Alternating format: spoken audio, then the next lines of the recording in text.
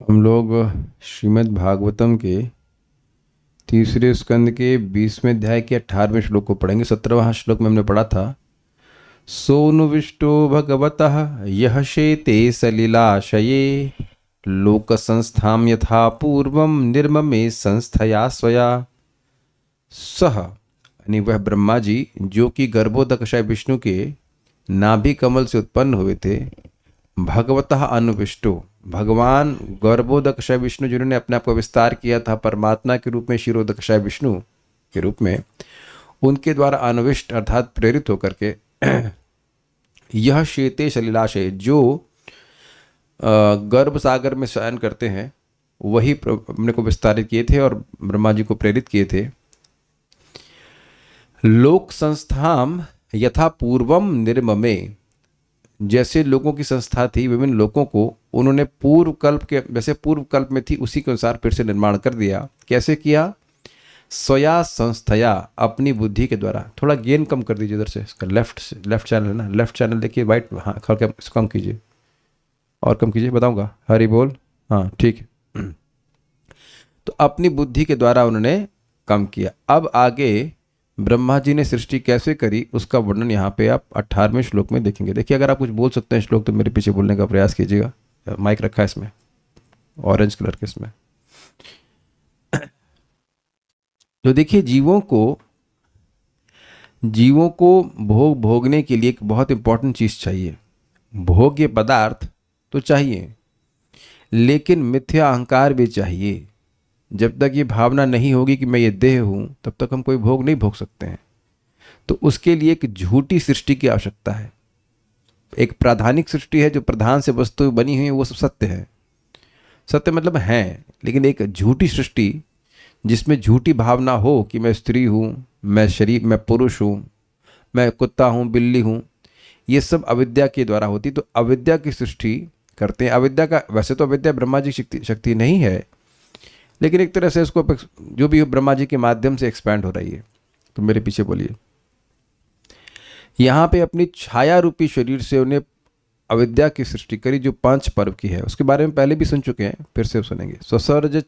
ससर्ज छाया विद्याम पंच पर्वाणमग्रतः, ससर्ज छायया विद्यं पर्वणम् अग्रतः, तामिश्रम तमो मोहो महातमः, तामिश्रम अंधतामिश्रम तामो मोहो महातमः। ससर्ज छायया विद्याम पंच पर्वाणमग्रतः, ससर्ज छायया विद्यं पंच पर्वणम् अग्रतः, तामिश्रम तमो मोहो महातमः, तामिश्रम अंधतामिश्रम तमो मोहो महातमः। ससर्ज छायया विद्याम पंच पर्वाणमग्रतः, ससर्ज छायया विद्यं पंच पर्वणम् अग्रतः, तामिश्रम तमो मोहो महातमः, तामिश्रम अंधतामिश्रम तामो मोहो महातमः। तामो नहीं, तमो है। बोलिए, तमो मोहो नहीं, महातमः। पूरा बोलिए। ससर्ज, हाँ। ससर्ज छायया विद्यं पंच पर्वणम् अग्रतः, ससर्ज छायया विद्याम पंच पर्वाणमग्रतः, तामिश्रम अंधतामिश्रम तमो मोहो महातमः। तामिश्रम तमो मोहो महातमः।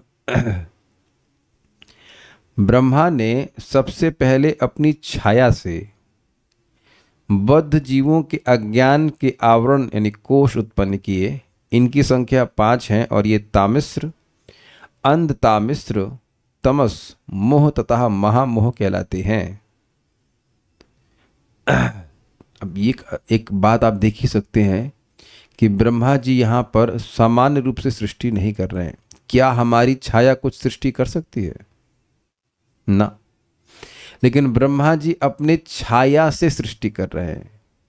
देखिए, छाया से सृष्टि करने से आशय क्या आ रहा है? आपकी छाया का आकार आपके जैसा होता है, मतलब ऑलमोस्ट काइंड ऑफ, इंग्लिश में काइंड ऑफ। तो अब ब्रह्मा जी की छाया ने इस 5 प्रकार के अंधकार की सृष्टि करी, क्योंकि ये हैं भी 5 प्रकार के अंधकार। स्वरूप का ज्ञान, फिर जो हम नहीं हैं उसमें अहम बुद्धि करना, फिर राग और द्वेष, भोग जिनसे प्राप्त होता है उनसे राग, जिन वस्तुओं से भोग नहीं मिलता या भोग बाधित होता है उनसे द्वेष, और भय का डर। आत्मा को भय का डर बोल रहा हूं, सॉरी क्षमा कीजिएगा, मृत्यु का भय। आत्मा को मृत्यु का भय होना चाहिए, लेकिन हम लोग को है।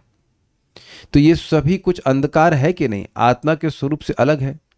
तो अंधकार के ही विभिन्न शेड्स कह लीजिए हैं। तो ब्रह्मा जी की छाया से उन्होंने ये 5 प्रकार के अंधकार की सृष्टि करी।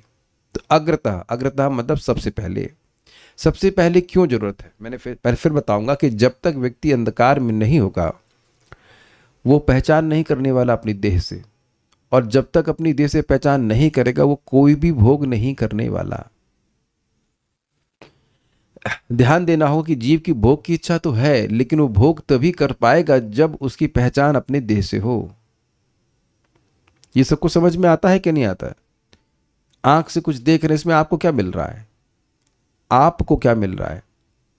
आंख, कान को सुन रहा है, लेकिन हमको लगता है बड़ा अच्छा लग रहा है, बड़ा अच्छा लग रहा है। तो ये अच्छा लगने के लिए अविद्या की सृष्टि करना जरूरी है, और जरूरी इसलिए है क्योंकि जीव भोग चाहता है। आप में से कुछ लोग, सभी लोग ऐसे कोई होंगे जो कोई एक पदार्थ है खाने का जो नहीं छोड़ सकते। सबके अलग अलग हैं, सबके अलग अलग हैं। और अब तो कल्याण प्रभु नहीं कहेंगे कि खाने में कुछ भी मिल जाए तो खा लेते हैं, क्योंकि खरबूजा तो नहीं खाते हैं, है ना? उस दिन खरबूजा दिए थे तो खरबूजा तो नहीं खाया आपने। तो आप देख रहे हैं कि इतने आप द्वेष से ऊपर नहीं गए जितना आप सोच रहे थे। तो आत्मा को ना खरबूजे से मतलब है, ना तरबूजे से मतलब है, ना मैंगो से मतलब, कुछ भी मतलब नहीं है। और ना मैं गया हूं, मैं ऐसे नहीं कह रहा हूं कि मैं चला गया हूं उससे ऊपर। एक सिंपल सी बात बताइए, स्वप्न में मान लीजिए किसी का नुकसान होना है कुछ, तो उसके लिए क्या जरूरी है? उसके लिए तनिष्क प्रभु, स्वप्न में मान लीजिए आज उसको स्वप्न में एक बहुत बड़ा नुकसान होना है, किसी व्यक्ति को बधा है, तो उसके लिए क्या जरूरी है? वो नुकसान होने के लिए उसके लिए क्या जरूरी है? वेरी गुड आंसर, सोना होगा। अगर वो सोएगा ही नहीं, स्वप्न देखेगा ही नहीं, जब स्वप्न देखेगा ही नहीं तो नुकसान होगा ही नहीं। तो उसी प्रकार से भोग तब होगा जब जीव अपनी देह से पहचान करेगा। तो देह से पहचान करने के लिए सबसे पहली अग्रता उसको सोना पड़ेगा। ये अविद्या जीव के लिए एक स्वप्न अवस्था है, समझे बात? जिसमें जैसे हम स्वप्न देख रहे होते हैं तो जागृत जीवन को बिल्कुल भूले रहते हैं, उसी प्रकार से रहता है। श्रीला प्रभुपाद बताते हैं कि हरे कृष्ण मंत्र करते करते एक जब व्यक्ति को सेल्फ रियलाइजेशन होगा तब वो समझेगा अरे मैं कितने माया में था। And it's a fact, we are in heavy माया आइडेंटिफाइंग विद द बॉडी। तो इसलिए अग्रता उन्होंने सर्वप्रथम छाया, अपनी छाया से तामिश्रम यानी तामिश्र, अंध तामिश्र मतलब अंध तामिश्र, तम मतलब तम, मोह मतलब मोह, और महातम मतलब महातम, पंच परमाणाम, इन 5 प्रकार की अविद्याओं की ससर्ज अर्थात रचना करी। ये सभी अविद्या हैं, लेकिन 5 पर्व कह लीजिए, 5 प्रकार ही अर्थ यहाँ पे लिया गया है, 5 प्रकार की अविद्या है। ससर्ज छाया अविद्याम, अपनी छाया के द्वारा सृष्टि करे ब्रह्मा जी। क्या सृष्टि किए? अविद्या की सृष्टि किए। पंच परमाणम अग्रतः, सबसे पहले जो 5 पर्वों वाली थी यानी 5 प्रकार की विद्या थी उसकी सृष्टि करी। क्या नाम है? तामिश्रम, अंध तामिश्रम, तम, मोह और महातम। इन शब्दों का व्याख्या भी आगे की जाएगी। श्रीधरी, प्रभा के प्रतियोगी अर्थात अभाव को छाया कहते हैं, यानी जहां प्रकाश नहीं होता है उसको छाया कहते हैं। स्पष्ट है? अर्थात अज्ञान के द्वारा। कहा भी जा चुका है, षष्ठस्तु तमसः सर्गो यस्त्वबुद्धि कृतः प्रभो 3.10.17। तो 6ठा प्रकार का सर्ग था वह अंधकार का सर्ग था, अर्थात जो ब्रह्मा जी के अज्ञान से उत्पन्न हुआ। तो ये जो छाया का अर्थ है मतलब ब्रह्मा जी ने ऐसे कुछ, भगवान ने ब्रह्मा जी की कुछ शक्ति दी होगी, इसे अविद्या कहते हैं। अविद्या शक्ति तो है ही, उसका कोई पोर्शन दिया होगा ब्रह्मा जी को, उसी को ब्रह्मा जी की छाया कह रहे हैं, और उसी से उन्होंने इस प्रकार की 5 प्रकार के पर्वों की सृष्टि करी। देखिए, इसको हम कुछ ऐसे समझ रहे हैं कि जैसे मान लीजिए आटा है, तो आटा किसी को दे दिया गया तो आटे से वो क्या क्या वस्तु बना सकता है? आटे से रोटी बना देगा, आटे से पूड़ी बना देगा, आटे से पराठा, 3 तो हो गया। आटे से और क्या? गुलगुले समझते हैं, गुलगुले समझते हैं आप, मीठे होते हैं, क्या कहते हैं उसको, गुलगुले। तो चौथा हो गया, और कुछ आपको याद आ रहा है? आटे से बाटी बना सकते, तो पांच पांच प्रकार की चीज़ बन गई नहीं, वो है ओरिजिनली अविद्या, उसी के अलग अलग फंक्शन वाले कार्य करने वाली चीज़ें बन गई। तो उनको एक भगवान ने एनर्जी दी कि अविद्या ये आपको है। अविद्या ब्रह्मा जी की शक्ति नहीं है, अविद्या माया के भाग हैं। विद्या अविद्या और प्रधान, प्रधान से सारी वस्तुएं आती हैं, और विद्या अविद्या माया की शक्ति है। उसका एक अंश ब्रह्मा जी को दिया। जैसे बुद्धि ब्रह्मा जी की है क्या? ना, वह भगवान की शक्ति है, उसका एक अंश ब्रह्मा जी को दिया गया। तो उसी तरह से हम समझ रहे हैं कि जो अविद्या का एक सेक्शन ब्रह्मा जी को दिया गया और उसके द्वारा वह सृष्टि की है। वो इंजीनियर हैं, वो सर्ग करने वाले नहीं है, वो विसर्ग करने वाले। जैसे आपके पास टमाटर उगाते थे ना, हो टमाटर लाते हो, उससे सब्जी बना लेते हो। तो अविद्या, आप कहेंगे हाँ आपने टमाटर की सब्जी बड़ी अच्छी बनाई, आपके टमाटर की सब्जी बड़ी अच्छी हो रही, तो आपके टमाटर नहीं है, वो टमाटर दिए गए हैं फॉर एग्जाम्पल। उसी तरह से अविद्या जो था उन ब्रह्मा जी को शक्ति मैनेज करने के लिए दी गई, उसको उन्हें अलग अलग प्रकार से डिवाइड कर दिया। यही अर्थ हम समझ पा रहे हैं।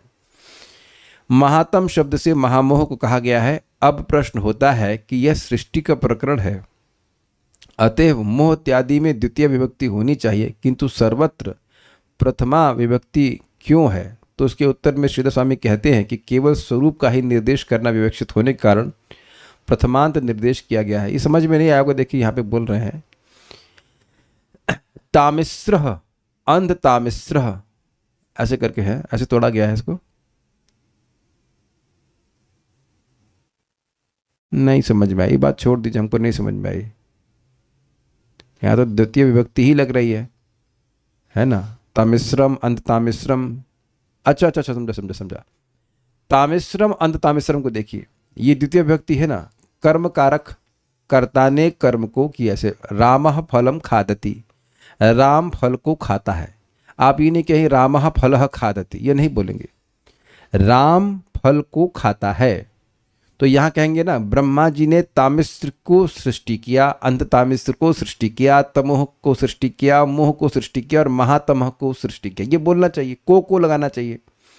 लेकिन यहाँ बोल रहे हैं श्लोक में, देखिए आप शब्दार्थ दिखा रहा हूँ, तामिश्रम ठीक है द्वितीय विभक्ति है, अंध तामिश्रम द्वितीय विभक्ति है, लेकिन तमह मोह और महातमह ये प्रथम विभक्ति है। तो ये कर्ता कारक क्यों यूज कर रहे हैं?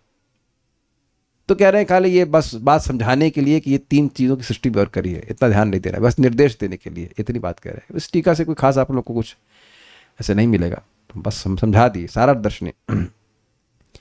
ब्रह्मा जी द्वारा जिन यक्ष राक्षस देवता मनुष्य आदि देहधारी जीवों की सृष्टि की जानी थी, वह अहंकार और अज्ञान के बिना संभव नहीं थी।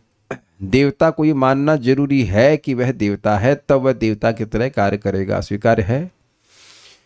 यहाँ पे से मान लीजिए एक भक्त मैनेजर है, तो आपको ये मानना होगा सुबह उठते हुए कि आप बैंक मैनेजर हो, तभी आप बैंक मैनेजरी करेंगे।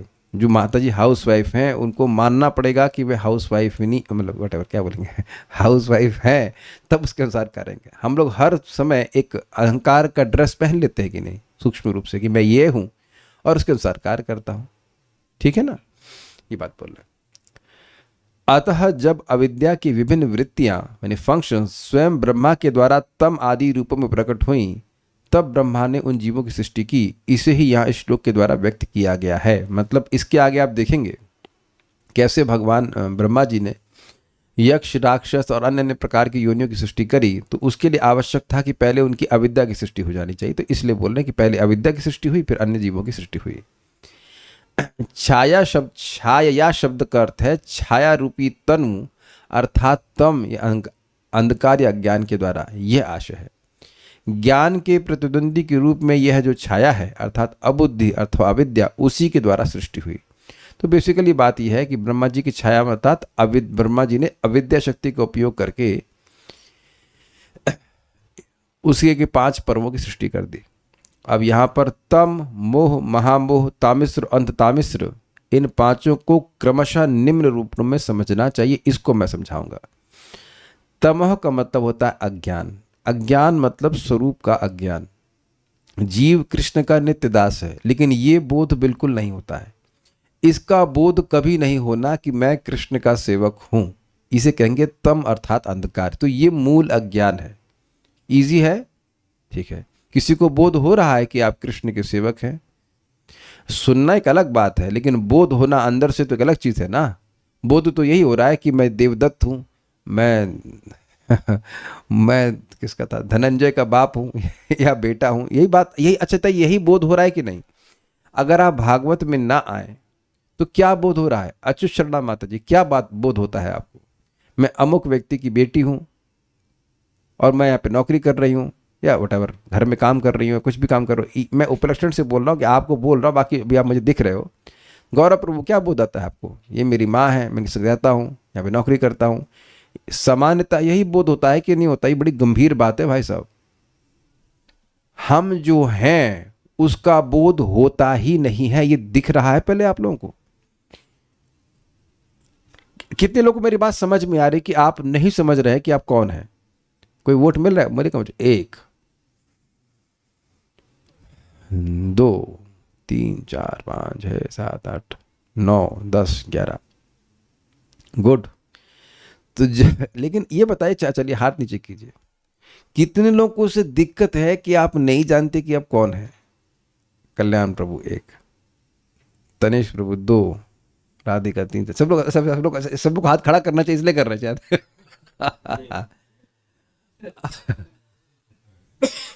हम लोग हैं कौन ये हमको नहीं पता, और मजे से अपना चावल छन रहा है, पक रहा है, मिलेट खा रहे हैं, ये व्यवस्था। वो आप देखिए कि जब करते समय भी ये परेशानी नहीं होती है मन में कि हम कौन हैं। आज चावल बनाना है, खिचड़ी बनाना, नौकरी पे जाना, ये जो हम नहीं हैं वही समस्या चल रही है ना। आप देखो अपने चित्त में, हम प्रैक्टिकल देख रहे हैं। बहुत रेयरली व्यक्ति को चुपचाप रहने के लिए मिले कभी तो वो सोचेगा अरे भाई हम अपने को ही नहीं जानते हैं और अपने को सफल ही मान रहे हैं। जब हम अपने को ही नहीं जान रहे तो हम क्या सफलता को प्राप्त करेंगे भाई? What what. और आसपास के लोग भी लगे रहते हैं। कितना इंटरेस्टिंग है। ये करना है, वो करना है, बिजनेस कैसे करना, पढ़ाई कैसे करना है, ये करना, बहुत सारी समस्या है, लेकिन एक समस्या पे कोई विचार नहीं कर रहा है कि हम ये जानते ही नहीं कि हम हैं कौन। This is very interesting. Oh I am sorry, chat off थी, किसी ने बोला ही नहीं, अभी ऑन कर दिया। ठीक है, इसीलिए राधा शर्मा माता जी। और इसलिए ये देखिए कि जब हम लोगों को कोई अपमान करता है या हमको कुछ खराब शब्द बोल देता है तो बहुत खराब लगता है, जबकि वो उसको बोल रहा है जो है ही नहीं। जैसे मान लीजिए तनिष्क प्रभु आपका कोई अपमान करे तो मुझे क्यों बुरा लगेगा? मेरा कोई अपमान करेगा तो आपको क्यों बुरा लगेगा? नहीं लगेगा। लेकिन जब हम उसी प्रकार से मैं आप नहीं हूं, आप मैं नहीं है, तो अब मैं और आप शरीर नहीं है, लेकिन शरीर को ही देखकर लोग गलत बोलते हैं और हम लोग इतना बुरा मान लेते हैं कि उससे बिल्कुल उसकी शक्ल भी नहीं देखना चाहते। तो इस सभी का मूल कारण क्या है? तम, अज्ञान। एक बात, चलिए एक बात, अपने को नहीं जान रहा, ठीक है, उसके बाद क्या है? मोह मतलब अस्मिता। अस्मिता मतलब जो नहीं है उसी में मैं की भावना करना। याद है ये सब बातें? मैं ये भाई हम क्या हैं तो भूल गए, लेकिन हम ये जो देह नहीं है उसमें निरंतर देह की भावना करना, ये कटेगा लिंक एकदम भाव भक्ति के स्तर पर, नहीं तो बड़ा कठिनाई। इसीलिए जरा सा शरीर में देह में परेशानी होती है तो भक्ति में दिक्कत आने लगती है। क्योंकि मैं बीमार हो गया ना, मैं बीमार हुआ ना कि नहीं हुआ, कोई और बीमार हुआ, लिख देते I am not well. I means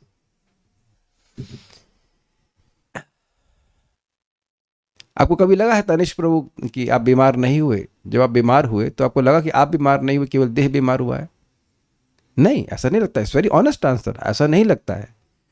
तो यही मति रहती है कि मैं ये देह हूं, मैं देह हूं, लेकिन थोड़ा सा भी इतनी विचार करे कि क्या मैं ये हाथ हूं, क्या मैं ये पाँव हूं, क्या मैं पाँव हूं, मैं हाथ हूं, बोलते भी मेरा लीवर, मेरा पेट, तो विचार करेगा कह भाई मेरा मतलब किसका है ये? तो एक पॉइंट ये हुआ। फिर महामोह मतलब राग यानी आसक्ति। इसका मतलब क्या हुआ? ये महामोह क्यों कह रहे हो? एक तो तुम मान रहे हो कि तुम देह हो, वो मोह है, इल्यूजन। मोह का मतलब होता है वस्तुओं को यथावत देखने का असामर्थ्य, जैसी भी हैं वैसा नहीं देख पाना।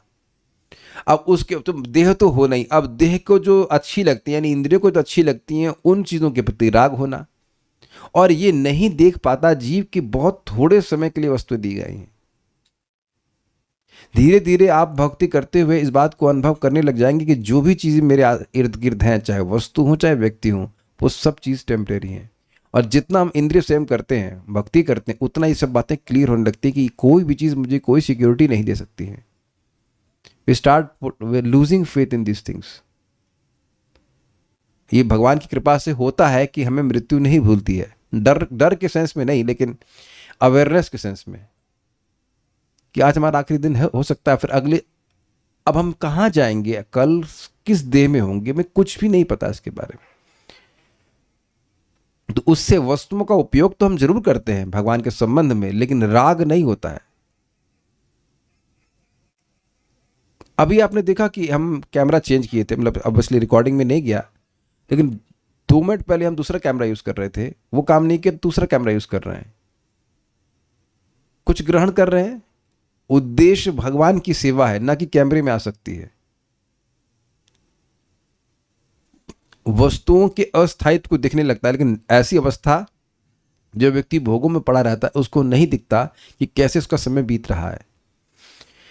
तो ये सब महामोह कहलाता है, अर्थात राग। और जब वह वस्तुएं हमको नहीं मिलती हैं, मान लीजिए हमारे भोग में कोई व्यक्ति बाधा डालता है, तो उससे द्वेष मिलता है, उसे कहते हैं तामिश्र। और अंत तामिश्र मतलब अभिनिवेश। अभिनिवेश का मतलब क्या है? मृत्यु का भय या जीवन के प्रति जड़ अर्थात गहन आसक्ति। लोगों को डर लगता है मृत्यु से। क्यों? क्योंकि जो भोग अभी उपलब्ध हो रहे हैं वो सब छूट जाएंगे। इसी कारण से लोग अंत समय तक व्यक्ति अपने आप को बचा के रखना चाहता है। समझ गए बातें सारी चीजें? तो इनकी सृष्टि करी, इसको मैपिंग कर लीजिएगा। तब मतलब अज्ञान या अविद्या, अस्मिता, राग, द्वेष, अभिनिवेश। जितना व्यक्ति भोगों में रचा पचा रहता है उसका उतना ही मृत्यु का भय बढ़ता जाता है, क्योंकि वो बहुत आसक्त हो जाता है अपनी वस्तुओं से। तो मैं बार बार भक्तों को बोल रहा हूं, इसका हमने अभ्यास करना शुरू करना होगा। दैट इज कॉल्ड युक्त वैराग्य। उन्हीं वस्तुओं को ग्रहण कीजिए जिन वस्तुओं का संबंध भगवान की सेवा से है। तो आपको ये याद रहेगा कि ये वस्तुएं भगवान के द्वारा दी गई हैं उनकी सेवा के लिए। अच्छा, अब मेरा शरीर छोड़ने का समय है, ठीक है, फाइन, फिनिश, फाइन। जैसे आप एयरपोर्ट में जाते हैं तो बहुत सारी चीजें देखते हैं, लेकिन उसमें ये भाव नहीं होता है कि ये मेरी हैं। जैसे ही वस्तु ये भाव आने लगा कि ये मेरी हैं, ये मेरी हैं, उनके खोने, छीन ले जाने आदि में बहुत दुख होता है, होता ही है। और जिस दिन उनको छीना जाना है उस दिन छीना जाएगा। आप कुछ नहीं कर सकते। कुछ नहीं का मतलब कुछ नहीं कर सकते, चाहे वो देह हो और चाहे देह संबंधित वस्तुएं हो। एनीथिंग नहीं कुछ कर पाते हैं, है कि नहीं? अगर कुछ नहीं छीना जाएगा तो आपका भजन, आज आपने भागवत क्लास सुनी, इसको दुनिया की कोई शक्ति नहीं छोड़ सकती, छीन सकती, कोई नहीं छीन सकता। तो बुद्धिमान व्यक्ति अपने समय को वहां इन्वेस्ट करेगा जिन इन्वेस्टमेंट को कोई छीन नहीं सकता। लेकिन अन्यथा अज्ञान में लोग पड़े रहते हैं, कभी देवता बन गए, कभी असुर बन गए, कभी राजा बन गए, कभी ये बन गए, कभी वो बन गए। ये देख रहे हैं कि इसी वजह से लोग कितनी मेहनत करते हैं जगत में। तो हम बहुत व्याख्या तो नहीं कर रहे हैं। उम्मीद है कि इन चीज़ के 5 पर्वों को आप देख पा रहे हैं अपने जीवन में और अन्यों के जीवन में भी। तात्पर्य, इस भौतिक संसार में इंद्रिय तृप्ति के उद्देश्य से जो बद्ध जीव जीवात्माएं आती हैं वे प्रारंभ में 5 विभिन्न दशाओं से आच्छादित रहती हैं। पहली दशा है तामिश्र कोश अर्थात क्रोध। तामिश्र का मतलब था द्वेष।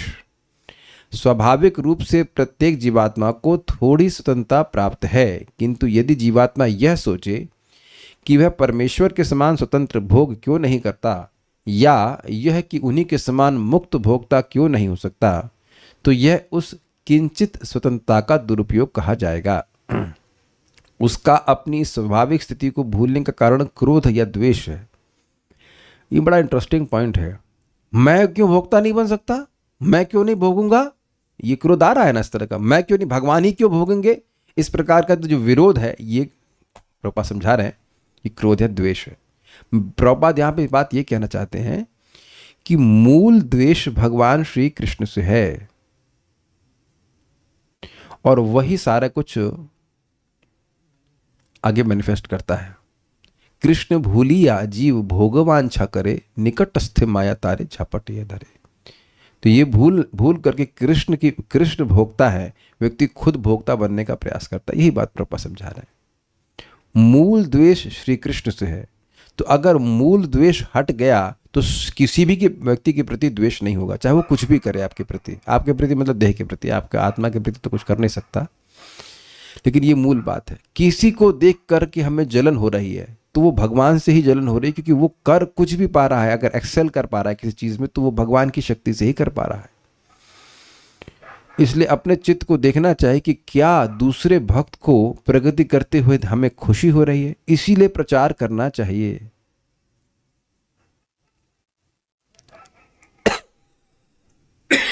देखिए, मान लीजिए मुझे हरे कृष्ण मंत्र मिला, बड़ी अच्छी बात है। अब अगर मैं कर पाऊं या ना कर पाऊं, लेकिन मन में ये भावना है कि हरे कृष्ण मंत्र दूसरों को भी प्राप्त हो, तो आप दूसरे को भी तो उत्कृष्ट वस्तु दे रहे हैं। तो आपके मन से आपने आपके पास जो सबसे मूल्यवान वस्तु है वह आपने दूसरे व्यक्ति को दी। हरे कृष्ण मंत्र है, भागवतम है, जो कुछ भी है, अब भगवान के संबंध में बोल रहा हूं, तो इससे द्वेष हटने लगता है। ये जो स्पर्धा की भावना है वो समाप्त होने लगती है। अपने में इसको आप नोट कर लेना, दूसरे भक्त भी भक्ति कर सकें, उनका भी भक्ति में उत्थान हो, ऐसी एंजाइटी आ रही है मन में, तो ये निरपराधिक जप का लक्षण है। ओवरवेलमिंग डिजायर आए तो और भी अच्छा। मैं समझा पा रहा हूं? आप प्रचार कर पाएं या ना कर पाएं, लेकिन जब अच्छे से कर रहे हैं, निरपराधिक वे में कर रहे हैं, तो मन में ये भावना आएगी ही कि दूसरों का भी कल्याण होना चाहिए। इसे दया कहते हैं। और देयर इज नो रीजन, ऐसा नहीं कि अब वो आपका चाचा है, ताऊ है, तभी कल्याण होना चाहिए। नहीं, सभी का कल्याण होना चाहिए। And that is not because of me and you, वो हमारी वजह से नहीं होता है। भक्ति हृदय में जब प्रकट होती हैं तो भक्ति देवी जीवों के प्रति करुणा भी उत्पन्न कर देती है कि उनको वो क्यों छोड़े जाएं, वह भी भक्ति को प्राप्त करें। नहीं तो प्रभुपाद जी क्या पड़ी थी यहाँ से जाकर अमेरिका जाकर प्रचार करने की, हिप्पियों को 1 साल तक भोजन प्रसाद खिलाने की क्या जरूरत थी, खुद बना करके, बर्तन माज करके। तो निवेदन है कि इस बात को चेक कीजिए कि क्या केवल हम अपने ही भक्ति तक संकीर्ण रह रहे हैं या दूसरों की भी सहायता करना चाहते हैं, जितना हमारा सामर्थ्य है एटलीस्ट। आप मेरी बात समझ रहे हैं? और ना कर पाए वो अलग बात है, लेकिन नीयत क्या बन रही है, मैं समझा पा रहा हूं। आप नहीं कर पा रहे हो एक अलग बात है, लेकिन आपकी मन में नीयत क्या आ रही है, नीयत समझ रहे, इंटेंशन, यार काश लोग, अन्य लोग भी हरे कृष्ण मंत्र को प्राप्त कर सकें। ये बहुत अच्छा लक्षण है अगर मन में आएगा।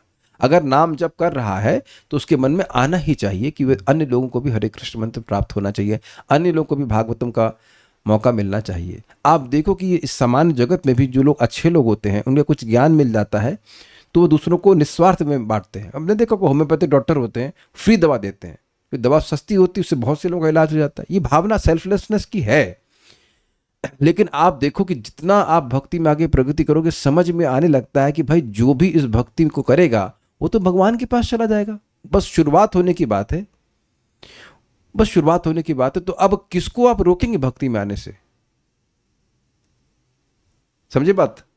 जा रे देखो तारे कहो कृष्ण उपदेश को मैं ट्रांसलेट कर रहा हूं, किसको रोकेंगे भक्ति में आने से? सभी को मौका देंगे भक्ति करने का। जा रे देखो तारे कहो कृष्ण उपदेश का मतलब समझ रहे हैं? जिसको भी आएंगे उसे कृष्ण के बारे में बताइए। कुछ लोग सुनना चाहेंगे, कुछ लोग नहीं सुनना चाहेंगे। जो सुन, एक भी व्यक्ति सुन लिया, then you get the credit. यानी कि सभी व्यक्ति के पास कृष्ण का संदेश पहुंचे तो सही। एक बात आप समझ पा रहे कि ऐसे दुनिया में बहुत से लोग हैं जो भगवान का संदेश प्राप्त किए बिना ही मर जाएंगे, उनको पता भी नहीं चलेगा कि भगवान कौन है कि नहीं? कम से कम शुरुआत तो हो। तो इससे हमारा द्वेष भगवान से समाप्त होगा, सब लोग का उत्थान हो। प्रचार करने से द्वेष हमारा समाप्त होता है। जीवात्मा भगवान का शाश्वत अंश होने के कारण कभी भी भगवान के समान भोक्ता नहीं बन सकता, किंतु जब वह इसे भूल जाता है और भगवान से समता करने लगता है तो उसकी अवस्था, यानी इस अवस्था को तामिस्त्र कहते हैं। तामिस्त्र क्या समझा था हमने? द्वेष, भगवान से कंपटीशन करना। प्रभुपाद जी विनोद में कहते हैं कि देखिए भगवान के पास लक्ष्मी जी हैं कि नहीं, तो लोग इस जगत में शादी करते हैं, अपनी एक लक्ष्मी जी को रखते हैं, गृह लक्ष्मी, और उनके बच्चे, उनके विस्तार, ये सब चलता है। ये गृहस्थ आश्रम या गृहस्थी, गृहमेधी जीवन कह लीजिए, वो सिमुलेशन है भगवान के जीवन का। भगवान की एक पत्नी, उनके उनके सारे से, और उसमें लोग ऐसे फैलाते हैं, फिर उसके बाद पत्नी होगी, फिर बच्चे होंगे, सेवक होगा, और उनका वैकुंठ होगा, मतलब वैकुंठ इन द सेंस समझ रहे हैं ना, घर होगा। वैकुंठ तो नहीं होगा, वाकुंठ होता है, लेकिन मोस्टली वैकुंठ ये होता है, इसीलिए तो लोग हैंकर करते हैं। ये सब बातें बड़ी अजीब सी लगती होंगी, लेकिन हाँ, अगर उसमें विग्रह है और भगवान की सेवा हो रही है तब वो वैकुंठ है। क्योंकि सभी लोगों को, जो जो पुरुष है वह देखेगा कि मेरी पत्नी भी भगवान की सेविका है, बच्चे भी भगवान के सेवक है, और सब भगवान की सेवा करें, तब तो अच्छा है। लेकिन आप you will vouch for it कि सामान्यता किसी भी, आप रेयरली किसी ऐसे गृहस्थी में जाकर देखेंगे जहाँ कृष्ण केंद्र में हो, बहुत रेयर कहीं ऐसा होता है। इस समय अगर आज क्लास ना हो रही होती तो घरों में क्या बातें हो रही होती बताइए आप? क्या भागवत खुली होती? क्या भगवत गीता खुलती है? आप किसी के घर में भी चले जाइए, कि भगवान को भोग लगता है। आप लोग तो भक्त हैं, भक्ति करते हैं, लेकिन आप खुद जानते हैं, आसपास जाकर देखिए इस समय क्या बातें हो रही होंगी। भगवान की बात तो नहीं ही हो रही होगी। अग्रीड है? कोई विरोध हो तो बताइए, चैट ऑन है। बड़ा खतरनाक है। और इसी कारण से व्यक्ति जस्ट अंधकूप, उसे बिल्कुल नहीं दिखता। अंधे कुएं में गिर जाए ना तो उसे कुछ दिखाई नहीं पड़ेगा, ऐसे कुछ दिखता ही नहीं कि समय जा रहा, बस मरने का समय आ गया। तो प्रॉब्लम गृहस्थी की नहीं, प्रॉब्लम है कि जो टॉक्स हो रही है, जो बातचीत हो रही है, उसकी वजह से व्यक्ति कभी इसके बाहर सोच ही नहीं पाता कि मेरे इस कुएं के बाहर भी कोई जीवन है, और उसी में वह पड़ा रहता है। इसी अवस्था को तामिस्र कहते हैं। आत्म साक्षात्कार के क्षेत्र में भी जीवात्मा की तामिस्र प्रवृत्ति बनी रहती है। मतलब, अब बताता हूं उसका। इस भौतिक जीवन के बंधन से छुटकारा पाने का प्रयत्न करते हुए अनेक लोग परब्रह्म से तादात्म्य चाहते हैं। उनके दिव्य कर्मों में भी यह तामिस्र की निम्न प्रवृत्ति बनी रहती है। इसका क्या मतलब है भाई? देखिए, जो व्यक्ति भोगों में पड़ा हुआ है वह अपने को भोक्ता मानता है, अग्रीड, वह भगवान से कंपटीशन कर रहा है। लेकिन जो निर्विशेषवादी हैं वो भगवान में ही लीन हो जाना चाहते हैं, भगवान बनना चाहते हैं। तो यह भी तो भगवान बनने की इच्छा हुई कि नहीं हुई? जो भोग रहे हैं वो भगवान के समान इंजॉयर बनना चाहते हैं।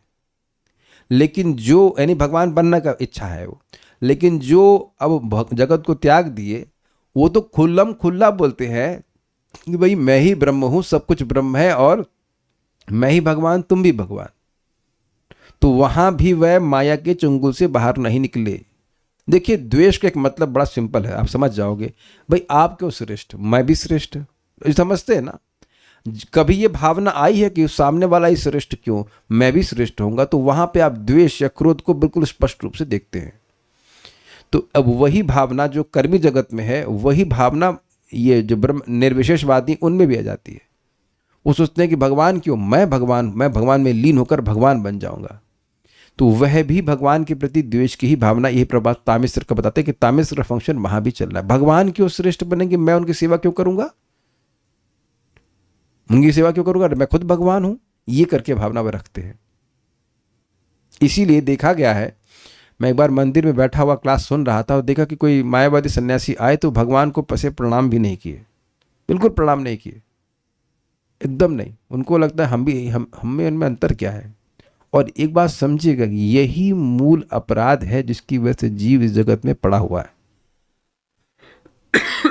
अगर ये जीव समझ ले कि वह कृष्ण का नित्य दास है और उसका कर्तव्य कृष्ण की सेवा करना है, तो कृष्ण की तरफ से सारी सहायता मिलेगी। ज़्यादा कुछ नहीं समझना, इतनी बात समझ लेना कि मैं कृष्ण का सेवक हूँ, शाश्वत सेवक हूँ।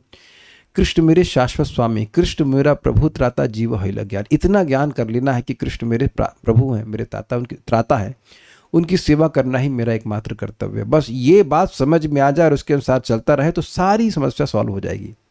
लेकिन बहुत तपस्या करे और उसके बाद यही निर्णय करे कि मैं भगवान हूँ, मतलब मैं भगवान हूँ या बन जाऊँगा, तो भगवान से कोई सहायता नहीं मिलेगी। प्रभुपाद जी से गिरिराज, परम पूज्य गिरिराज महाराज, जब वो भक्त नहीं थे तो वह प्रभुपाद से पूछे कि भगवान, स्वामी जी क्या भगवान मेरी मदद करेंगे? तो प्रभुपाद तो भगवान से कनेक्टेड हैं, वो बोले डिपेंड करता है कि आप क्या चाहते हो। अगर आप भगवान के सेवक बनना चाहते हो तो भगवान निश्चित आपकी सहायता करेंगे, इसमें कोई संदेह नहीं है। लेकिन अगर आप भगवान बनना चाहते हो, then why should God encourage competition? अगर आप भगवान बनना चाहते हो तो आप दूसरे प्रतिद्वंदी भगवान बनने वाले हो ना, तो भगवान आपकी सहायता क्यों करेंगे? लेकिन फिर आप इस बात पे विचार कीजिए, अगर आप भगवान की सेवा में नियोजित होना चाहते हैं, और यहाँ पे उपस्थित कोई ऐसा व्यक्ति नहीं है जो ऐसा नहीं होना चाहता। कौन व्यक्ति यहाँ पे ऐसा कहेगा कि भाई आप गोलोक जाकर भगवान की नित्य सेवा में नहीं लगना चाहते हो? थियोरेटिकली तो समझ में आती है ना बात। अगर ये इच्छा है तो स्वयं भगवान आपकी सहायता करेंगे। जस्ट दैट डिजायर, एक सिंपल सी इच्छा कि मुझे भगवान श्री कृष्ण की नित्य सेवा में नियोजित होना है, इस जन्म में नहीं तो अगले जन्म में कभी भी, लेकिन मैं भगवान की नित्य सेवा में जाना चाहता हूं या चाहती हूं। क्या इतनी बात समझना ही मुश्किल है? आप देखो कि यहां एक भी भक्त भगवान नहीं बनना चाहता, इतनी बात सबको समझ में आ गई है। कोई स्वर्ग नहीं जाना चाहता, सब एकदम क्लियर है फंडे सारे, क्या करेंगे जाकर वहां पर? तो आप देख रहे हैं कि बार बार सुनने से ये फंडे एकदम क्लियर हो गए हैं कि हमें करना क्या है। हमें अपने संबंध को भगवान से जागृत करना है। अगर ये लक्ष्य है तो सहायता आपकी भगवान करेंगे, और यही कर्तव्य गुरु का है कि वह सिखाए शिष्य को, या जो भी उसको इसको इच्छा क्या करनी है, उसको what kind of desires he should have. और यही प्रभा समझा रहे हैं हम लोग को। आप देखो कि वैद्य क्या समझाता है, बेटा तुम ये कर रहे हो इसकी वजह से तुम बीमार हो। जैसे व्यक्ति को खांसी का प्रॉब्लम था या कफ का प्रॉब्लम था, तो हमको समझा रहे थे कि दूध प्रोडक्ट बंद कीजिए, उसकी वजह से कफ बढ़ रहा है आपका। तो ये कृपा हुई कि नहीं? तो अच्छा ठीक है। तो अब क्योंकि आप किसी पेशेंट के पीछे तो नहीं लगते हो, उसे समझा दे कि तुम इस वजह से बीमार हो। तो प्रभुपाद जब समझा रहे हैं दया करके हम लोगों को कि जो भगवान के प्रति द्वेष है कि मैं भगवान क्यों भोक्ता बने, भगवान को भोग ला के खाने की क्या जरूरत है, हम खुद खाएंगे। ये हमने अपने पैसे से लेके आए, ये भावना लोग का अहंकार बहुत ज्यादा होता है। तो नहीं, भगवान को भोग लगाने की क्या जरूरत है, भगवान भोगता है, मैं उनका प्रसाद पाऊं। अब देखिए गलती क्या करते हैं। आज एक भक्त बोले प्रभु जी वो भोग की इच्छा रहती है, प्रसादम बड़ा अच्छा लगता है। हमने कहा प्रसादम भोग है। अब फिर कर्ट किए अपने को, नहीं प्रसाद तो भोग नहीं होता है। जो भी सुख आपको भगवान के संबंध में मिल रहा है वह भोग नहीं है। आप भगवान की बात सुनने आए ना, अच्छा लग रहा है तो ये अच्छा लगना ये कोई भोग तो है ना भाई। Our relationship with Krishna is not in misery, our relationship with Krishna is in happiness. भगवान स्वयं कहते हैं कि जो उनको भोक्ता समझता है, सभी लोगों का महेश्वर समझता है, वही व्यक्ति शांति प्राप्त करता है। और शांति का स्पष्ट पर्यायवाची है सुख। जो व्यक्ति अशांत है उसे सुख नहीं मिल सकता। अशांतस्य कुतः सुखम। क्लियर समझ में आ रहा है? तो भगवान हमको दुखी होने के लिए तो ना बोल रहे हैं कि तुम मुझसे कनेक्ट करोगे तो तुम दुखी हो जाओगे, मत कीजिए। कुछ समझ में आ रहा है बात? तो ये जो निर्विशेषवादी हैं ये भी भगवान बनने की चेष्टा करते, इच्छा करते हैं, तो ये सब बातें भगवान बनने जैसी ही हैं। जो लोग अथीष्ट होते हैं उनका क्या विचार होता है, ये तो भगवान की सत्ता को ही नकारते हैं। जी हाँ, भगवान नहीं है और खाने पीने वाला मैं हूं, भोक्ता मैं हूं, तो ये भगवान बनने की तो इच्छा है ना। ईश्वरोहम अहम भोगी सिद्धोहम बलवान सुखी, ये आसुरिक वृत्ति है। कोई ईश्वर नहीं, अगर है तो मैं ईश्वर हूं।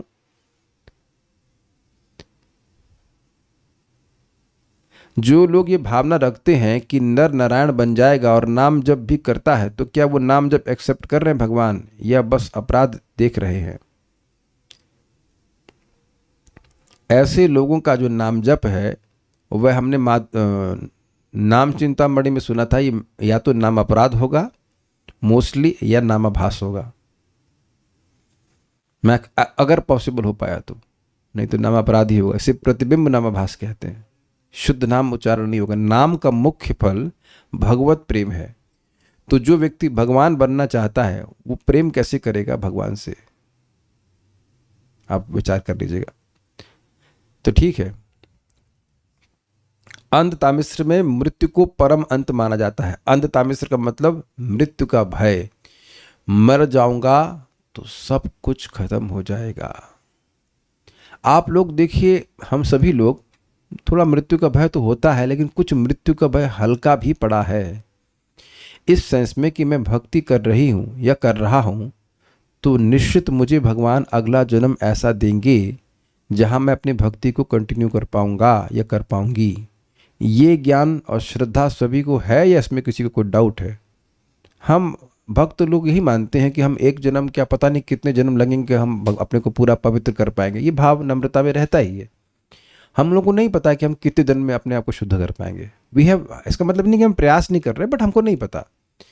लेकिन इतना पता है कि इसी जन्म में हमने कितनी प्रगति कर ली है। और इसको मैं कई बार सोचा करता हूँ कि क्या ये चमत्कार नहीं कि मैं आज भागवतम समझा रहा हूँ, और इसलिए समझा पा रहा हूँ क्योंकि बातें मुझे समझ में आ रही हैं। वो लड़का जिसको पता ही नहीं था कि मतलब जीन्स पैंट पहन करके मंदिर में नहीं सो सकते हैं ब्रह्मचारी आश्रम में, और उसके बाद अगले दिन वही टॉयलेट बाथरूम में जा करके उसी को यूज़ करके अगले दिन फिर मंगल आरती में उसी में खड़े हो सकते हैं। दैट आई वॉज इन जून 2003। और 22 साल के अंदर इतना परिवर्तन, with all my difficulties and struggles.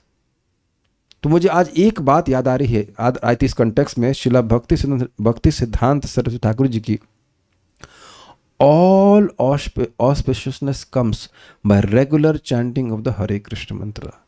हर प्रकार का मंगल एक साधक के जीवन में आता है नियमित रूप से इस हरे कृष्ण मंत्र का जप करने से। जिन चीज़ों के बारे में हमने कभी सोचा नहीं था, एस्पायर भी नहीं किया था, वो इसी जीवन में घटित होते हुए देख रहा हूं मैं अपने जीवन में। कभी मुझे भागवत का भाव भी नहीं पता था, मुझे कुछ नहीं पता था 2002 में कि भागवत क्या होती है और ये टीकाएं क्या होती है, वो भी कुछ मतलब लेट से 5-6 साल में कुछ मालूम चला है।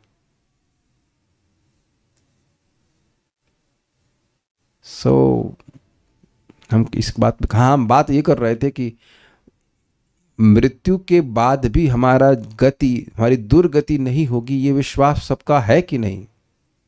इसमें भी किसी को शक है? उम्मीद है कि इसमें कोई शक नहीं रहा होगा।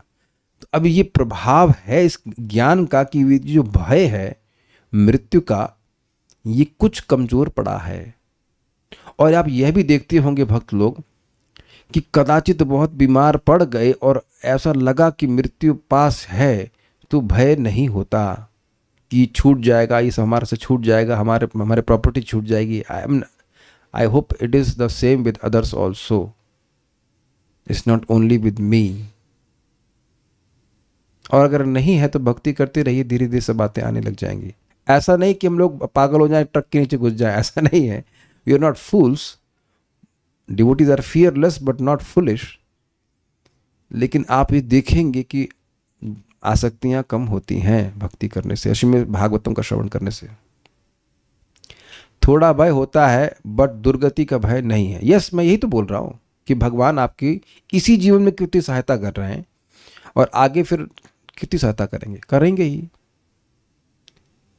एटलीस्ट मैं अपना रियलाइजेशन शेयर कर रहा हूँ। जरूरी नहीं कि सबको इस प्रकार से मैच करता ही हो, बट आई फील कि सबका होना इन द सेंस मुझे लगता है कि सबको होता ही होगा। अगर आप जब करते रहेंगे, भागवत सुनते रहेंगे, तो ये चिंता नहीं रहती कि हम पशु योनि में चले जाएंगे, यहाँ चले जाएंगे। इतना तो नहीं समझ में आता है कि नहीं जाएंगे, नरक में नहीं जाएंगे। इसी जीवन में भगवान कितना ध्यान रख रहे हैं, आगे का तो कहना ही क्या। नास्तिक सामान्य रूप से सोचते हैं कि यह शरीर ही आत्मा है और इस शरीर के अंत होते ही सब कुछ अंत हो जाता है। फलतः जब तक यह शरीर है तब तक वे भौतिक जीवन का आनंद उठाना चाहते हैं, और भक्त जानते हैं कि इस शरीर से क्या ही आनंद उठाओगे आप। इस शरीर में सुख भोगने की क्षमता है ही कितनी। उनका यह सिद्धांत इस प्रकार है, जब तक जीवित रहो तब तक ठाट बाट से रहो, सभी प्रकार के पापों को करते हुए उन पर ध्यान न दो। लेकिन कोई ध्यान दे रहा है, आप ध्यान नहीं दे रहे, उसका मतलब ये नहीं कि कोई ध्यान नहीं दे रहा। यमराज नोट कर रहे हैं। अच्छा खाओ, मांग कर, उधार लेकर तथा चुरा कर भेंट भरो, और यह ना सोचो कि चुराने तथा मांगने से तुम पाप कर्मों के भागी होगे। इस भ्रांत धारणा को भूल जाओ, क्योंकि मृत्यु के बाद सब कुछ समाप्त हो जाएगा। अपने जीवन में जो कुछ किया है उसके लिए कोई उत्तरदायी नहीं है, ये सब कर्मी मान सकता है। इस कर्मी मानसिकता तो नहीं कहूंगा, ये नास्तिकतावाद की धारणा है। कर्मी में तो कम से कम देवताओं को मानते हो। इस नास्तिकतावादी विचारधारा से मानव सभ्यता विनष्ट हो रही है। यह नित्य जीवन के सातत्य का ज्ञान न होने के कारण है। ये लाइन बहुत जबरदस्त है, बहुत जबरदस्त है। इस जीवन में जो लोग कभी भी अपने जीवन को एक शाश्वत प्लेटफॉर्म से नहीं देख पाते हैं, ऊपर से, तो उनको अपनी छोटी छोटी उपलब्धियां बहुत बड़ी लगती हैं। इतना पैसा आ गया या इतना पैसा चला गया, मेरे को घर बड़ा मिल गया इत्यादि, इसे वो उछलते रहते हैं। लेकिन शाश्वत प्लेटफॉर्म से देखा जाए तो ये जीवन एक बहुत छोटा सा जीवन, प्रभुपाद को कहते हैं स्पॉट लाइफ, थोड़े समय के लिए जीवन प्राप्त हुआ है। और बहुत समय बीतेगा नहीं, ये समय बीत जाएगा, ये जीवन बीत जाएगा, क्षमा कीजिएगा। तो वो जो जो उपलब्धि हमने प्राप्त करी और जिनमें हमने अपने मन को अभिनिविष्ट किया, उनका कोई महत्व नहीं है उस शाश्वत जीवन से। कुछ समझा पाया मैं? ब्रह्मा जी कहते हैं कि उनकी परम आयु शाश्वत जीवन में ऐसी है, बस। तो अब सोचिए कि जब ब्रह्मा जी का जीवन ऐसा है तो हमारा जीवन कितना है? तो उन चर्चाओं में संलग्न होकर कि ये अच्छा है, ये बुरा है, इसने ऐसा कर दिया, वैसा कर दिया, हम कितना समय अपना भक्ति से छोड़ देते हैं। और जो भी आप भक्ति में कर रहे हो वो शाश्वत लाभ को प्राप्त कराने वाला है। तो ये जो बात प्रपात कह रहे हैं, ये नास्तिकतावादी विचारधारा का कारण क्या है कि लोग शाश्वत रूप से अपनी आत्मा को रूप में नहीं देख पा रहे हैं। जो आत्मा के रूप में कर्तव्य उसको ध्यान नहीं दे रहे हैं। वो छोटे मोटे जो कर्तव्य जीवन के हैं, जो थोड़ा समय के लिए, उसी में व्यक्ति फंसा हुआ है। और ऐसा नहीं कि मैंने प्रवचन कर दिया और आपने सुन लिया तो हम सब तुरंत उससे बाहर आ जाएंगे। अगर थोड़ा बाहर आए तो इतनी अक्ल आएगी कि सबसे पहला कर्तव्य है मेरी 16 माला का जप करना। हम इसीलिए तो रोज रिपोर्ट देख रहे हैं कि किसका पीएम जा रहा है। तो पीएम जाने का मतलब क्या है? क्या सोचते हैं हम देखते ही नहीं, ऐसे ही हम फर्जी रिपोर्ट बनवा रहे हैं। पीएम क्यों जा रहा है? क्योंकि भूल गए कि आत्मा है। बीमार हो गए चलो एक अलग बात है, लेकिन रोज आपका पीएम में जा रहा है मतलब इधर बड़ा अच्छी बात है, नाम जप कर रहे हैं, अच्छी बात है। लेकिन एएम से पीएम में जा रहा है तो आप विचार कीजिएगा, इसका मतलब ये प्रायोरिटी जप में नहीं हो रही है। हाँ कर लेंगे, क्या है इतना महत्वपूर्ण, क्या है खींचतान, कैसे कैसे खाईते पीते ये था नाम ऐसे कर लेंगे। तो जो व्यक्ति जागृत है वह उस स्वप्नावस्था को बहुत महत्व नहीं देता। ठीक है, जो आवश्यक है वो कर लेना चाहिए, कि जो मुख्य चैंटिंग है हमारा, वो जो हमें जागृत कराई उसको फोकस करेगा, भागवतम को फोकस करेगा, दैट्स सिंपल थिंग। और बाकी हमारा पड़ोसी ना समझे उससे क्या मतलब है, हमें समझना है। ये क्लास इंडिविजुअली अपने को समझने के लिए है ना, कलेक्टिवली समझे ना समझे अलग बात है, इंडिविजुअली समझना हो ना। यहाँ जितने भक्त उपस्थित हैं, आप एक दूसरे के पड़ोसी तो है, एटलीस्ट जूम पड़ोसी। तो बगल वाले को ना समझ में, ऐसे क्या मतलब है? आपको तो समझ में आना है ना, एकदम दिख रहा है। अच्युत शर्मा माता जी के बिल्कुल बगल में शीतला माता जी रह रही है बिल्कुल, और उनके बगल, जस्ट बगल में दीपक प्रभु हैं, और जस्ट बगल में कुवैत है Raghupati Prabhu. We are all in different places, लेकिन यहाँ सब पड़ोसी लग रहा है एकदम।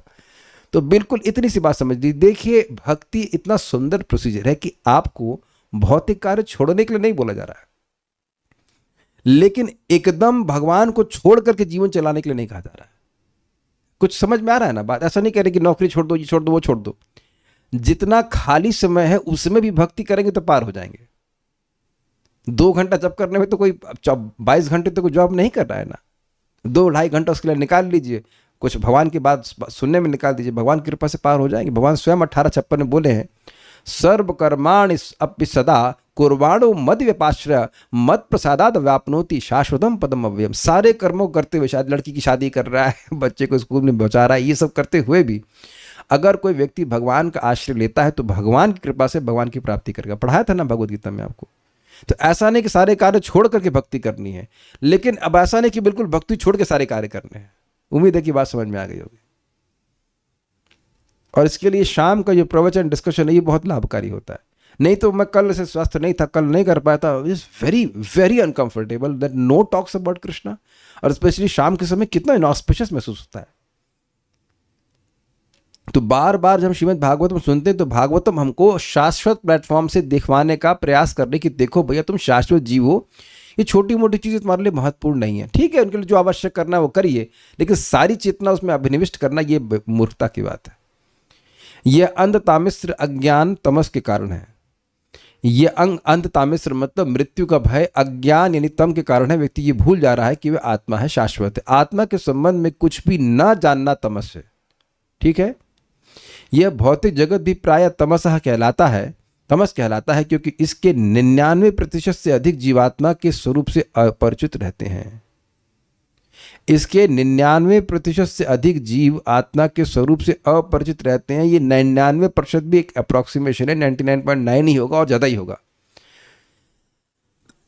कृष्ण भावना में रुचि तक नहीं लेते हैं लोग। ये आप जो भक्ति कर रहे हो कोई सामान्य बात नहीं, वो भी कलयुग में। आसपास आप देख लेना, बहुत बड़ी कृपा है कि प्रभुपाद के ग्रंथ हम खोल रहे हैं, पढ़ रहे हैं, नाम जप कर रहे हैं। This is extreme mercy. यानी कि यूट्यूब पर या आसपास आप किसी व्यक्ति से मिल रहे हैं तो उसको एक बहुत बड़ा दोष है कि वह अपने को नहीं जानता है, यद्यपि वह बहुत बड़ा ज्ञाता बनने का प्रयास कर रहा है। वो आपको बताने का प्रयास कर रहा है कि आपका हित कैसे करेगा, यद्यपि वह ये नहीं जान रहा है कि आप कौन हैं और वह कौन है। कुछ समझ रहे हैं ना बात? इसलिए कोई अगर भागवतम और भगवद गीता से नहीं बता रहा है, तुम्हारा आत्यांतिक कल्याण नहीं कर सकता, हो सकता कुछ देह के लिए करते, बस इतना कर सकता है, अगर वह कर सका तो। प्रायः प्रत्येक व्यक्ति सोचता है कि वह शरीर है, उसे आत्मा से संबंध में किसी प्रकार, आत्मा के संबंध में किसी प्रकार की जानकारी नहीं होती। जब विषय की जानकारी ही नहीं है तो बोलोगे क्या? कुछ समझिए आप बात। तो फालतू लोगों से बात सुनने और बोलने का यह लाभ होगा कि आत्मा के बारे में बात नहीं होगी। जब बात ही नहीं होगी तो हर प्रयास कैसे होगा, आप बताइए। तुंगविद्या माता जी, आपने फिजिक्स तो पढ़ी होगी, इनको शायद फिजिक्स पता है, आपको फिजिक्स क्या होती है? तब ये चुप है। कितने लोग ऐसे हैं जिनको साइकोलॉजी क्या ये पता ही नहीं है? साइकोलॉजी क्या होती है नहीं पता। मुकुंद सेवनी को, मुझे भी पता नहीं कि इसमें होता क्या है, मतलब नाम सुना हूं लेकिन उससे ज़्यादा नहीं पता कि इसमें क्या होता है। और बीकॉम में क्या होता है मुझे बिल्कुल नहीं पता है, बस बीकॉम पता है, लेकिन उससे अधिक कुछ नहीं पता कि क्या होता है। तो आप सोचिए मैं इसमें क्या बोल सकता हूँ, कुछ भी नहीं। अकाउंट हम जानते हैं, वो मतलब डेबिट क्रेडिट इतना पता है, बस उससे ज़्यादा क्या होता है कुछ भी नहीं पता है। आप में से कितने लोग मतलब उसके अब तो खैर आर्टिफिशियल इंटेलिजेंस चल गया तो वो जानते हैं कुछ कुछ, नहीं तो एक ज़माने में 2004 में आप क्या जानते हैं? कुछ भी नहीं जानते उसके बारे में। और फ्लूइड डायनेमिक्स के बारे में तो सब लोग जानते ही होंगे, सुमित प्रभु जानते होंगे फ्लूइड डायनेमिक्स के बारे में। आप जानते हो, इंजीनियर हो क्या? अच्छा। तुंगविद्या माता जी, नहीं नहीं नहीं, देखो किसको पकड़ते हैं हम? पकड़ते हैं रात नहीं, ये तो कौन के, हमको इंजीनियर नहीं। हाँ, सलोनी माता जी, आपको पता है ना फ्लूइड डायनेमिक्स के बारे में? कहा कि ये क्या है? तो आप देखिए, जब आपको विषय के बारे में पता ही नहीं है तो आप बोलेंगे उसके बारे में क्या? आप समझ रहे हैं मैं एग्जाम्पल क्यों दे रहा हूँ? तो जो लोग आत्मा के बारे में जानेंगे ही नहीं, वो बकवास ही करेंगे, बस फालतू की बात करते रहेंगे। ऑल सॉर्ट्स ऑफ नॉनसेंस, यही प्रपात कह रहे हैं। इस भ्रांत धारणावश वह सदैव सोचता रहता है यह मेरा शरीर है और इस शरीर से संबंधित सभी वस्तुएं मेरी हैं, अर्थात राग। ऐसी दिग्भ्रमित जीवात्माओं के लिए संभोग सुख ही इस भौतिक जगत का मूलाधार है। पॉइंट क्या है? शादी करो, भोगों में पड़ जाओ और उसी के में पूरा जीवन व्यतीत कर दो, ये बात प्रभुपाद हम पे कह रहे हैं। वो आत्मा के बारे में कुछ नहीं जानना चाहते। वस्तुतः इस भौतिक जगत में अज्ञानवश बद्ध जीव संभोग जीवन से निर्देशित होते हैं और जो ही उन्हें विषय वासना का अवसर प्राप्त होता है, वे तथाकथित घर, मातृभूमि, संतान, संपत्ति तथा ऐश्वर्य के प्रति आसक्त होते हैं। मतलब क्या है? मतलब ये है कि जब व्यक्ति स्त्री संग में बहुत आसक्त हो जाता है तो उसके बाद अब स्त्री है तो फिर घर चाहिए, घर, उसके संतान हो गई, उसके बाद फिर जो मातृभूमि मतलब भारत माता की जय या पाकिस्तान की जय, जहाँ डिपेंडिंग आप कहाँ रहते हो, है कि नहीं, रशिया की जय, हर जगह के वो आप जय कर, हर जगह जयकारा चल रहा है वहाँ के लोगों के लिए, है ना। एक बार एक भक्त ऑस्ट्रेलिया में थे तो वहाँ पे उनको कैब ड्राइवर मिला, वो बांग्लादेशी था। तो कह रहा बांग्लादेश बड़ा अच्छा है। तो भक्त ने पूछा कि भाई बांग्लादेश तो 1971 में बना ना शायद, हाँ, उससे पहले तो आप पाकिस्तानी थे ना। आप कंफ्यूज, तो बोला आप पाकिस्तानी हो या बांग्लादेशी हो? तो कंफ्यूज हो गया, ये है ना कन्फ्यूजन की बात। चुप हो गया उसके बाद। ये जो मातृभूमि के प्रति जो आसक्ति है, जिसे कहते हैं देश प्रेम, यह भी अज्ञान से ही जनित है कि आत्मा तो किसी देश का नहीं है, हम सभी लोग विदेशी हैं। वो कहते हैं विदेशी भक्त, हाँ तो हम सभी विदेशी हैं ना, इस देश के तो कोई भी नहीं है। कुछ समझे ना बात। और अद्भुत बात है, हम कलयुग, इधर कलयुग नहीं, क्या कहते हैं इसको, कौन सा मेला लगता है ये, कुंभ मेला, तो वहां पे भी साधु लोग ये देश प्रेम और उसकी बात चलाते रहते हैं। ये श्रील प्रभुपाद ही हैं जो इस प्रकार से प्रवचनों में हम लोग को इस देश प्रेम और इस प्रेम उस प्रेम से ऊपर उठाकर कृष्ण प्रेम की बात करते हैं। आप कुछ भी ऐसे कान में भी बात जाएगी तो ये बात आ ही जाएगी, भारत माता की जय। भारत माता है कौन? भारत तो पुरुष है, माता कैसे बन गया वो? और कौन है माता, कहाँ रहती है? तो अब देखिए एक इमेजिनेशन है कि नहीं। और अगर आप किसी ऐसे लोगों को बोलोगे तो झगड़ा कर लेंगे, वो समझ ही नहीं पाएंगे हम बोल क्या रहे हैं। They can't understand this things. संतान के प्रति इस प्रकार से आसक्त हो जाते हैं।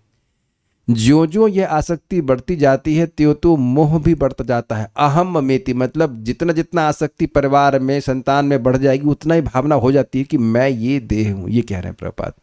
इस प्रकार मैं तथा मेरा विचार की वृद्धि होती जाती है और जब यह बढ़ जाता है तो सारा संसार मोहग्रस्त हो जाता है, जिससे सांप्रदायिकता, समाज, परिवार तथा राष्ट्रों का जन्म होता है और वे एक दूसरे से झगड़ते रहते हैं। ये समझे बात। जैसे कि हम भारत का लोग कहते हैं भारत का दुश्मन चाइना है या वटेवर पाकिस्तान इत्यादि इत्यादि, तो सभी लोग अपनी पहचान इंडिविजुअली देह से कर रहे हैं, फिर अपने परिवार से कर रहे हैं, फिर अपने देश से कर रहे हैं या जाति से कर रहे हैं और फिर आपस में झगड़ा करते हैं। ये बात बोल रहे हैं। किसी के प्रति राग होगा तो दूसरे के प्रति द्वेष जरूर होगा, यही बात समझाई जा रही है। तो राग और द्वेष कैसे इंडिविजुअल लेवल पे है, व्यक्तिगत रूप पर, और सामाजिक लेवल पे ये प्रभुपाद समझाते हैं कैसे कैसे फैलता जाता है। महामोह का अर्थ है भौतिक सुख के पीछे पागल रहना। जैसे कोई व्यक्ति आपको 5 रुपए का नोट 5 सेकंड के लिए दिए तो उसके लिए क्या अटैचमेंट होगा, लेकिन अगर उसके लिए कोई अटैच्ड है तो पागलपन ही कहा जाएगा। ये बात कह रहे हैं। विशेष रूप से इस कलयुग में प्रत्येक मनुष्य भौतिक सुख की साज सामग्री संग्रह करने के पीछे दीवाना रहता है। मतलब जीवन को कंफर्टेबल करने के चक्कर में ये भूल जाते हैं कि अगला जीवन कैसा होगा। तो प्रभुपाद कहते हैं you make your life comfortable, not a problem, लेकिन ऐसा नहीं है कि कृष्ण भावना को एकदम त्याग दो। ये लाइफ का मोटो हमारा होना चाहिए। भाई ऐसा नहीं कि आप पंखा मत इस्तेमाल कीजिए और सुविधाएं नहीं रख सकते हैं, लेकिन यह नहीं है कि सुबह उठना ही व्यक्ति भूल जाए। और ऐसा मत सोचिएगा कि भक्तों के संग ऐसा नहीं होता है। भक्ति में आने के बाद भी श्रवण का भाव होने से व्यक्ति इस प्रकार की वापस लाइन में चला जाता है। सुबह से शाम तक ये वो लोग काम ही करता रहेगा, वो भूल जाता है कि इतना काम तो, क्षमा कीजिएगा मेरे शब्दों को, कुत्ते को भी नहीं करना पड़ता है अपने भोजन सामग्री को उठाने के लिए। आज मैं जा रहा था वेदवादिनी को छोड़ने के लिए इधर, तो एक कुत्ता लंगड़ा था, मतलब उसके टांग में चोट थी, फिर भी उसके मुख में कोई चूहा या कुछ ऐसा भोजन था उसका। लंगड़े कुत्ते को भी नौकरी नहीं करनी पड़ती है, उसको भी भोजन मिल जाता है। हम पॉइंट ये है कि भोजन पानी की व्यवस्था तो कुत्तों बैलों के लिए भी हो रही है, उसके लिए व्यक्ति इतना परिश्रम करे। और कर रहे हैं कि नहीं कर रहे हैं, और लाखों रुपए कमाते फिर उसके बाद करोड़ों रुपए का मकान ले लेते, उसकी ईएमआई भरते रहते हैं। ऐसे करते करते उनका जीवन पूरा भर जाता है इन्हीं कामों से, जब करने का अवकाश नहीं रहता। ये परिभाषाएं विष्णु पुराण में सुंदर ढंग से दी गई हैं। एक बात और नोटिस कीजिएगा कि जितना अपने घर को आप कंफर्टेबल बनाने के चक्कर में रहेंगे, आपका मतलब कोई व्यक्ति रहता है और भक्ति बिल्कुल नहीं करेगा, उसके मन में एक खालीपन हमेशा बना रहेगा। यार यहाँ पेंट कराना है, तृप्ति नहीं हुई, वहाँ एक और पेंट कराना है, वैसा कराना, वैसा करा, उसी में वो लगा रचा पचा रहेगा। You will never be satisfied. ठीक है, घर को अच्छा रखना चाहिए, साफ सुथरा रखना चाहिए, लेकिन भगवान का विग्रह नहीं होगा वहां पे। और ये हम देख करके आए हैं, ऐसे घरों में जाते थे, भगवान का विग्रह नहीं होता है, भागवतम का सेट नहीं होता है, और पता नहीं क्या क्या चीज सेट की रहती हैं, यूजलेस चीजें। और बड़ा दुख होता है कि इतना मनुष्य जीवन प्राप्त करके इतना बढ़िया, थोड़ा जीव तो हिला सकते हो, लेकिन कठिनाई क्या है कि पहले समझ में तो आए। और ये भागवतम इसलिए सहायता करता है कि मनुष्य जीवन की में जो हमारा लाभ है विशेष, वो हमें कैसे एग्जीक्यूट करना है, इसीलिए भागवतम महत्वपूर्ण है। इसलिए एक बात आप सब लोग सुन लीजिए कि भागवतम नहीं सुनेंगे तो जब से बहुत जल्दी भाग जाएंगे। ये आप समझ लीजिएगा। टिकेगा वही जो सुनेगा, जो नहीं सुनेगा वो उसको तुरंत नहीं समझ में आता है कि एक ही नाम के बराबर करोड़ों करोड़ों यज्ञ भी नहीं है। He can't understand this. बार बार सुनता है, बार बार सुनता है, तब उसके मन में श्रद्धा स्थिर होती है कि केवल जीभ से मेरे नाम उच्चारण कर रहा हूं, हरे कृष्णा कृष्ण कृष्ण हरे हरे, हरे राम राम राम हरे हरे। तो मैं अपना सबसे बड़े भाग्य का निर्माण कर रहा हूं, खुद केवल जीव के स्पर्श से। मुझे और कोई तपस्या करने की जरूरत नहीं। भगवान भी मुझसे कोई और तपस्या एक्सपेक्ट ही नहीं कर रहे हैं। कलयुग में कोई तपस्या नहीं, महाप्रभु कह रहे हैं। लेकिन अगर इन भोगों के पीछे दीवाना रहेगा तब। ये परिभाषाएं विष्णु पुराण में सुंदर ढंग से दी गई हैं। यथा तमो विवेको मोह स्याद अंतःकरण विभ्रम, महामोहस्तु विज्ञेयो ग्राम्य भोग सुखेषणा, मरणम ही हंद तामिश्रम क्रोध उच्यते, अविद्या पंच परवैशा प्रादुर्भूता महात्मना। तो यहाँ समझा रहे कि तम जो है वह अविवेक को तम कहते हैं। मैं देह नहीं हूं, देह और आत्मा का विवेक न होना, इसको तम कहते हैं। मोह का मतलब है अंतःकरण का विभ्रम। जो भ्रम मतलब समझते, जो चीज़ है उसको वैसे नहीं देख पाना। तो मैं देह नहीं हूं लेकिन देह को मानना, यानी अस्मिता हो गया, ये हो गया मोह। महामोह का मतलब ग्राम्य भोग, विषय भोग की इच्छा, यानी कि राग। और मरणम ही अंधतामिश्रम, अंधतामिश्रम मतलब मरने का भय, और तामिश्रम मतलब क्रोध अर्थात द्वेष। ये अविद्या के 5 पर्व होते हैं, ऐसा महात्माओं ने कहा है। कुछ प्रश्न है या कुछ कमेंट्स है, मैं एक बार देख लेता हूं, देन विल स्टॉप। आज कलयुग तो बहुत बढ़ जाएगा, आगे कलयुग तो बहुत बढ़ जाएगा, तब आने वाले जन्म में भक्ति नहीं कर पाएंगे ना, फिर भगवान को और ज़्यादा भूल जाएंगे। देखिए ये बात आप सत्य कह रहे हैं कि कलयुग आगे बढ़ जाएगा, लेकिन भगवान ऐसी कुछ व्यवस्था करेंगे कि हम भक्ति कर पाएं। इसलिए बेहतर है कि आज हम लोग अच्छे से भक्ति करने का प्रयास करें। अब भगवान आगे क्या व्यवस्था करेंगे भगवान जानता है, भगवान जानते हैं। Okay, so will stop here. अब हम लोग कल भगवान ने चाहा तो ब्रह्मा जी कैसे अजीब अजीब लोगों की सृष्टि करते हैं, यक्ष राक्षस इत्यादि इत्यादि, स्पेशली यक्ष और राक्षस, उनके बारे में हम लोग सुनेंगे। अभी और बहुत सारी बातें आएंगी। So will stop here. Shrimad Bhagavatam की जय, श्रील प्रभुपाद की जय, निताई गौर प्रेमानंदे। Thank you.